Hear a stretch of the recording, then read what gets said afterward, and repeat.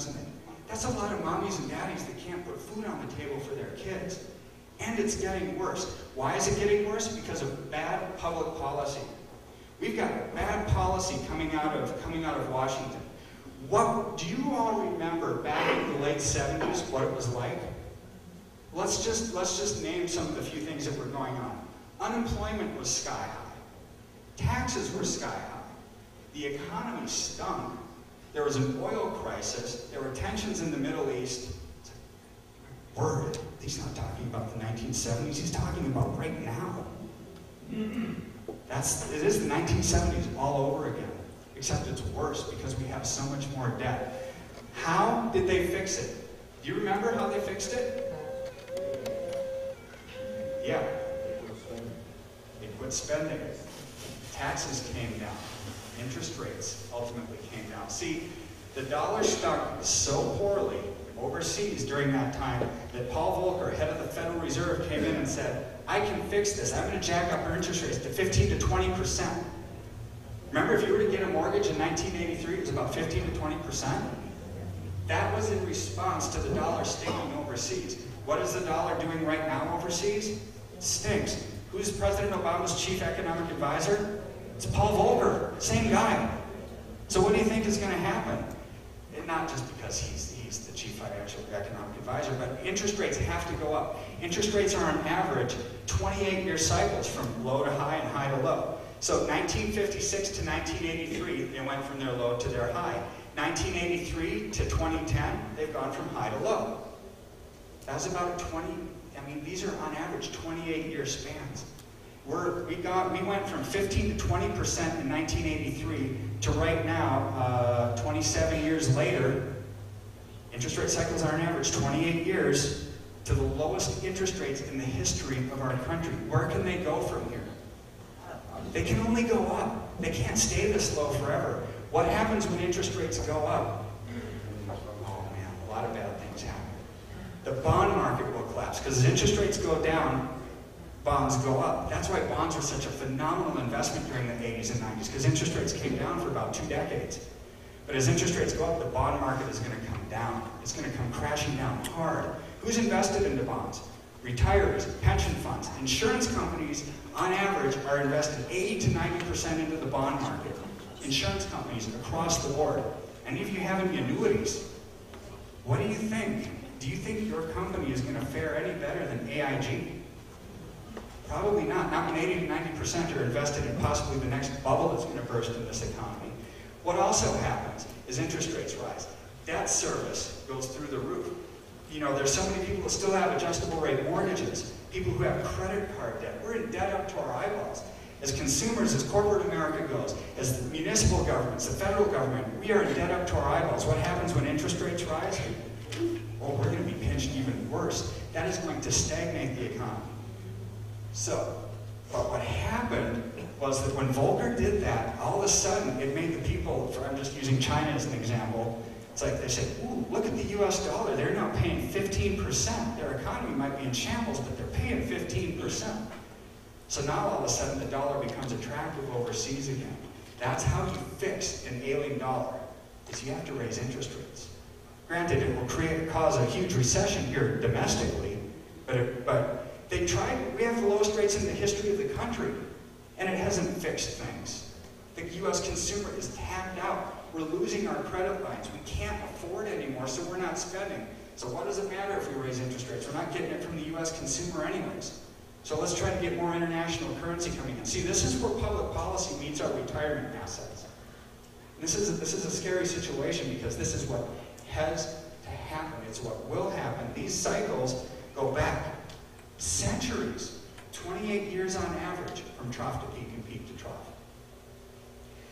So as the interest rates go up, it will eventually cause more money to come in to our dollar. So that'll happen, and then we get into the era of Reagan-type policies again, where they will start reducing those interest rates, start to create more economic stimulus. What else did Reagan do? He cut spending, they lowered taxes. What is a tax? You know, basically, It's all that it is you know, in January of this year we have the Bush tax cuts that are going to be repealed. Across the board, people's income tax rates are going to go up 11 to 14%. Except for the poorest people in America. The 10% tax bracket goes away, it goes to 15%. That's a 50% tax increase. What about the campaign promises? I'm only going to tax the rich. I'm going to, you know, we got to tax the rich to take care of the poor. The 10% tax bracket is going to 15%, a 50% increase in taxes for the lowest income earners in America? Sick.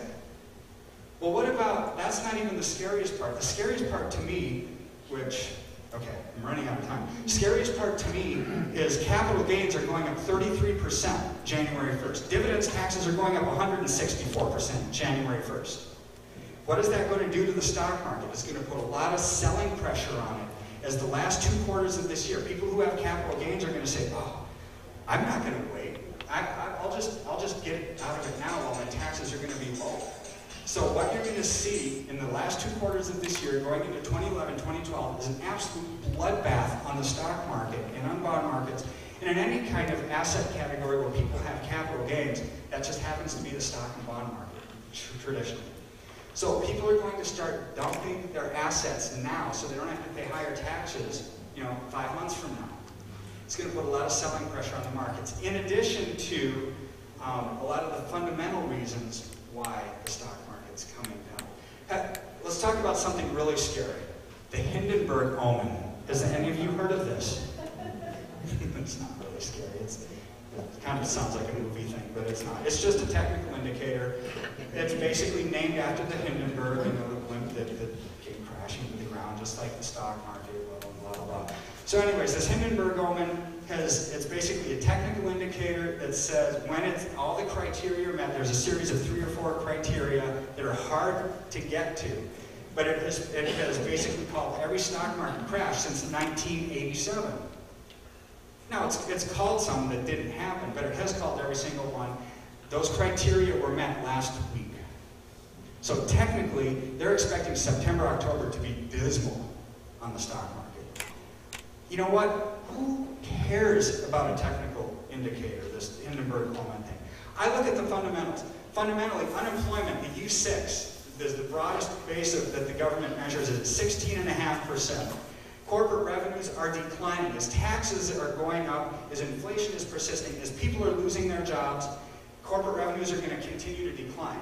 See, as people lose their jobs and as taxes go up, taxes, to answer my question earlier, are nothing more than your employer saying, let's say there's a 15% increase in tax. It's your employer saying, hey, you've done a great job.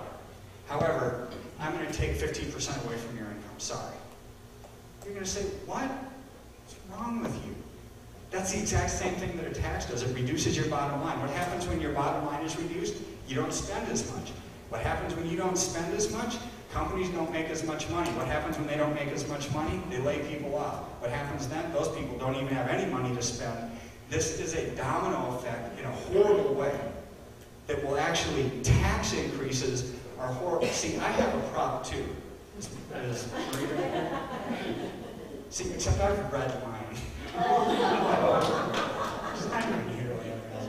Anyways, return to prosperity. Art Laffer, he created the economic boom that Reagan followed. You know, he basically followed Art Laffer's advice. The only way that we can get out of this is, number 1, reduce our spending. Number 2, cut taxes. We have to have both of those. Congress is starting to talk about cutting spending. They're not actually doing it, but at least they're talking about it. But they're talking about raising taxes. We have to have both for this to work. They don't have both, it's not going to happen. So therefore, in this book, I encourage you all to read it, Return to Prosperity. That's what you have to do. You have to reduce your taxes. You have to reduce your spending. That's how we can get out of this mess. Interest rates are at historical lows, going up. The global economy is in a massive recession.